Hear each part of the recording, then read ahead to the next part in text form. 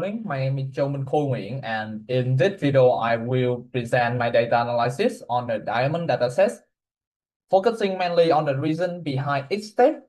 So for section one, this is a short answer. So I have a link below here.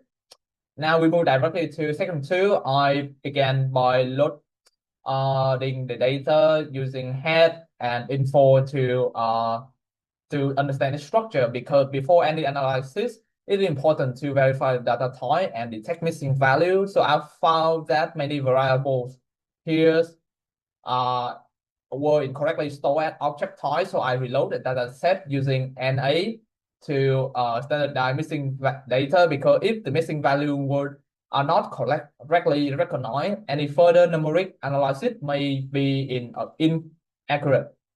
Then I check the unique value in the categorical variable, because the categorical data often contain hidden consistency.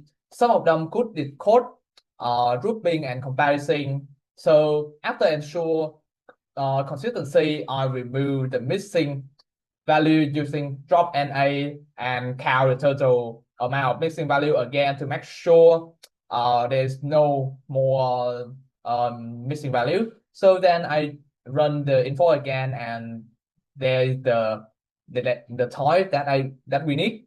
So for outlier detections, I use boxplot as usual. So the reason we choose boxplot, because they are clearly to show median, spread, and extreme value, making them suitable for identifying outlier. After visualize the detecting outliers, I apply the IQR, the interquartile range of first order carat.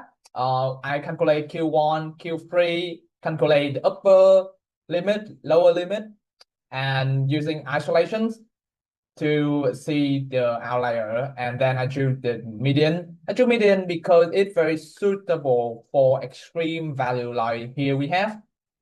And I apply the same for depth table, X, Y, Z, and price. So after all the same, I do the same for all of them. After that, I ran the boxplots again, and here the result, and got things done. So after cleaning the data, I moved to visualize them before section 4 that do the t-test. This step is very important because the chart can help us to form hypotheses. So I choose to ask 4 questions that stand for the 4 CS of diamond valuation. The first is, how does the carat affect price? So this is a notable positive correlation between price and carats. We can see here. And the bigger carat have slightly a tendency to have the bigger rise.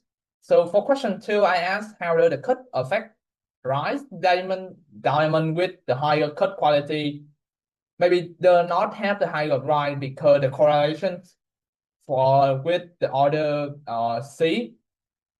For this, I drew bar, and for this one, I do a small step here by is grouping the average price, carat, and cut to understand why we have the downward line above, and the fair cut, why fair cut more expensive than any premium and good cut. And we can see here the result, because the carat of the fair cut is bigger, so that rise is bigger, the average rise is bigger.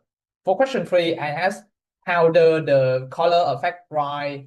Do the color do affect rise? The outliers appear more in high standard color. And same with question 4, how do the clarity affect rise? Diamond with fewer internal imperfection increase value. For question 3 and 4, I choose boxplots because it simply shows the outlier, which means we cannot value the diamond by using just one C. So therefore, I use t-test to statistically validate the observation. First, I conduct the one sample t-test to examine whether the diamond with carat greater than 1 have a higher average price than the overall mean. So since the carat is the key factor influencing price, then I I use a two sample t-test to compare the large diamond and small diamond to detect whether they significant difference in price. And finally, I applied upper test to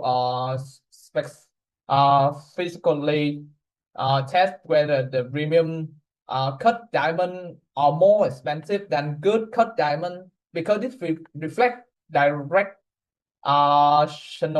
channel inspection based on the domain knowledge.